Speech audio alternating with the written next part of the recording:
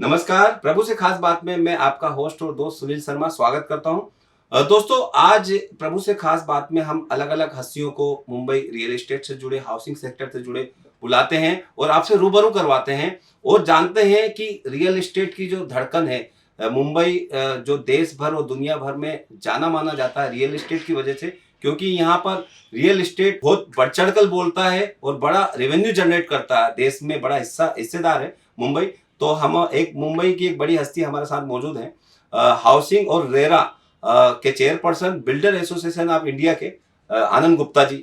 आनंद गुप्ता जी हमारे स्टूडियो में मौजूद हैं प्रभु से खास बात में। आनंद जी, आपका स्वागत है। धन्यवाद।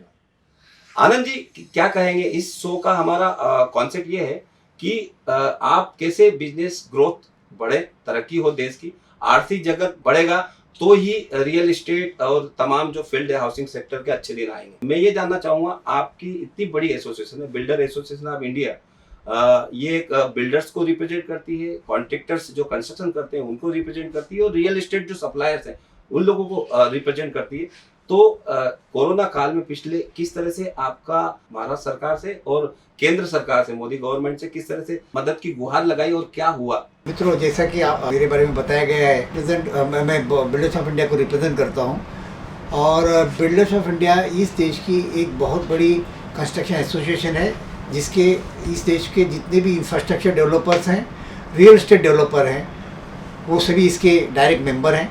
और इसी से संबंधित जो सीमेंट वाले हैं, स्टील वाले हैं, जो दूसरे सप्लायर्स हैं, वो भी इसके एसोसिएट मेंबर हैं। तो इस प्रकार से 1 लाख एसोसिएट मेंबर और 20,000 बिजनेस हाउसेज ऐसे डायरेक्ट मेंबर इस एसोसिएशन के मेंबर हैं।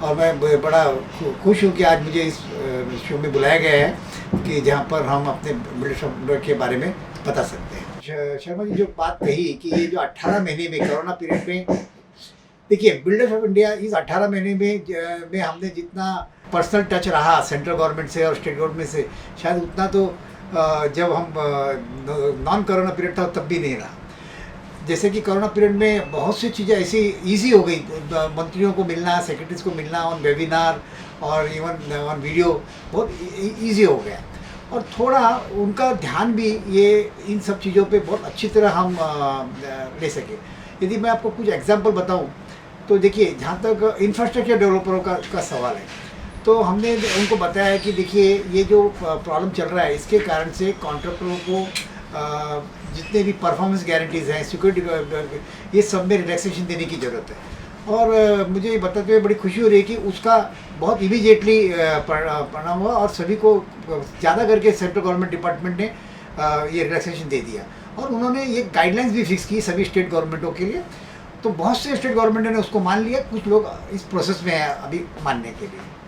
सिमिलरली उन्होंने एक नक्की कर दिया कि अब से कोई भी कॉन्ट्रैक्ट होगा, नेशनल हाईवे का होगा, सीपी रोड का होगा, तो उसके लिए कोई अर्नेस्ट मनी की जरूरत नहीं होगी। पर्टिकुलरली ये रिलैक्सेशन उन्होंने कोरोना पीरियड के लिए दिए और वो अभी तक चालू है। तो लोग कितने भी टेंडर भर सकते हैं without making arrangement for corona ये दिस अर्नेस्ट मनी। तो ये मेजर है। इसके अलावा भी उन्होंने ये बताया कि जो कुछ ऐसे मोबिलाइजेशन और डिडक्शन का मामला था तो उसको थोड़ा डिफर भी कर दिया। इवन जो क्राइटेरियाज हैं टेंडर को कोट करने के लिए, उसमें भी रिलैक्सेशन दे दिया। जहाँ तक रियल एस्टेट का सवाल है तो मैं ये कहना चाहूँगा, क्योंकि ये स्टेट गवर्नमेंटों का सवाल है तो सेंट्रल गवर्नमेंट इसमें कुछ ज़्यादा कुछ नहीं कर सकती थी, लेकिन फिर भी अभी यदि मैं महाराष्ट्र का बात करूँ तो निश्चित तौर पे उन्होंने हम लोगों से मदद मांगी हाउसिंग पॉलिसी को ड्राफ्ट करने के लिए। उन्होंने हमारे सजेशन मांगे कि ये जो स्लम प्रोजेक्ट्स हैं इनको जो ढंग से नहीं चल रहे उसके लिए क्या किया जाए। सेस प्रॉपर्टीज़ के लिए सजेशन मांगे गए। तो इस ढंग से ये एक अच्छा बहुत इजी कम्युनिकेशन रहा और मुझे ऐसा लगता है कि ये सब पे हम लोग काफ़ी स्टेट गवर्नमेंट के ऑफिसरों से नज़दीक में आए। इवन रेरा अथॉरिटीज़ भी काफ़ी एक्टिव रही। हालांकि सारी मीटिंगें वेबिनार पे और वीडियो पे हुई, लेकिन उसके जो रिजल्ट्स हैं वो एक फिजिकल मीटिंग से भी ज़्यादा अच्छे रहे। इम्प्लीमेंट अच्छा हुआ, अच्छा हुआ, यस। और मुझे ऐसा लगता है कि मुझे कभी कभी अभी ऐसा लगने लगा है कि हम लोग जो बिल्डर्स ऑफ इंडिया में बहुत बार जो कुछ अचीव एक फिजिकल मीटिंग में नहीं कर सकते वो ये वेबिनार मीटिंग में कर पाए हैं। तो इवन ये एक नॉर्मल मोड हो जाएगा फ्यूचर में, तो हमें इसका आश्चर्य नहीं होना चाहिए। निश्चित ही डिजिटल जो प्लेटफॉर्म है उसका निश्चित ही फायदा हुआ है और उसका असर भी हुआ। निर्णय सरकार ने लिए हैं काफ़ी राहत भी दी है बिल्डर्स को, जो इंडस्ट्री है रियल एस्टेट उसको भी। मेरे अनुसार या लोगों के जो एक्सपर्ट हैं उन लोगों से कि ये ऑर्गेनाइज सेक्टर होने वाला है, कि जो पहले अनऑर्गेनाइज था, डिसिप्लिन नहीं था, बहुत सारी चीज़ें थी, लेकिन रेरा और ये सब तमाम चीज़ें आने से फ्यूचर बहुत उज्जवल है। क्या कहेंगे इस बारे में? निश्चित। देखिए, मैं तो ये बात का कहना चाहता हूँ कि किसी भी इंडस्ट्री में डिसिप्लिन होना तो बहुत ही आवश्यक है, और रेरा के आने के बाद पर्टिकुलरली रियल एस्टेट में बहुत डिसिप्लिन आया है। और जैसे ही डिसिप्लिन आया है तो ऐसा हुआ है कि जो कुछ कमज़ोर प्लेयर थे, जो लोग इनडिसिप्लिन वे में चल रहे थे, अनप्रोफेशनल चल रहे थे, वो या तो अपने आप में सुधार कर लिया है या उन्होंने अपना बिजनेस बंद कर दिया है। लेकिन मैं एक बात निश्चित कह सकता हूँ, कंज्यूमर पॉइंट ऑफ व्यू से, फाइनेंशियल इंस्टीट्यूशन के पॉइंट ऑफ से, उनके दृष्टि में रेरा आने के बाद बिल्डरों की इमेज बहुत अच्छी बढ़ गई है। जो लोग प्रोफेशनल वे में बिजनेस कर रहे हैं, एक रास्ता दिखाई दे रहा है कि इसका फ्यूचर बहुत ब्राइट होने वाला है, साफ सुथरी इंडस्ट्री होने वाली है। निश्चित ही अच्छे प्लेयर्स हैं वो, मतलब आगे लंबी रेस में रहेंगे और रियल एस्टेट में उज्जवल भविष्य होगा। एब्सोल्युटली। बिल्कुल। आखिरी मेरा सवाल है आनंद जी, जैसे आप मुंबई महाराष्ट्र से रिप्रेजेंट करते हैं, आप यहाँ पे रूबरू होते हैं लोगों से, आपके जो तमाम जो मेंबर्स हैं उन लोगों से, जैसे अभी एफएसआई बढ़ाई है सेज बिल्डिंग को लेकर, दूसरी भी काफ़ी सारी महाडास की बिल्डिंग है, प्राइवेट से, रीडेवलपमेंट से, 3310 है, स्लम से, तो काफ़ी सारी चीज़ें वो भी बात जो हो रही है गवर्नमेंट की तरफ से कि इनमें प्रीमियम्स में और इसमें इंसेंटिव एफएसआई वगैरह काफ़ी राहत मिले। तो आपकी तरफ से ये सब चीज़ों के लिए दूसरी जो रियल एस्टेट में और ज़्यादा प्रोग्रेस हो, ज़्यादा तादाद में, ज़्यादा ताकत से डेवलपमेंट प्रोग्रेस हो, स्लम मुंबई का जो पहचाना जाता है वो कम हो, तो इस बारे में क्या सजेशन होगा सरकार? देखिए, मैं तो एकदम फर्म मत का हूँ, जो कि पॉलिटिकल लोगों को डाइजेस्ट नहीं होता है मेरे मत।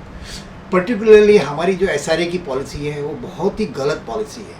हमने ये जो घर फ्री में हमें देना है, हाँ, यहाँ तक ठीक है, हमें एज ए सोशल कॉज जो स्लम के लोग हैं उनको घर फ्री में देना है, आप दीजिए। लेकिन हमने क्या किया है, उसको ओनरशिप पे भी देना चालू कर दिया है। तो मेरा तो हमने लिखित में गवर्नमेंट ऑफ महाराष्ट्र को कहा है कि आप 1 रुपया रेंट के ऊपर दीजिए, क्योंकि आपको फ्री में देना है ना, दीजिए, हमें कोई आपत्ति नहीं।